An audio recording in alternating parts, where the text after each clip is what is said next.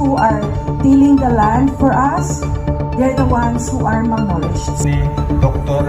Kung ating kalagayan, yung kagutuman na nararamdaman natin sa ngayon ay hindi pwedeng takasan.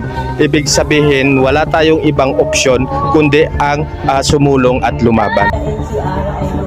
Important kasi sana ay maihatid yung serbisyo for food security, mapaprograma man siya para sa mga magsasaka or not.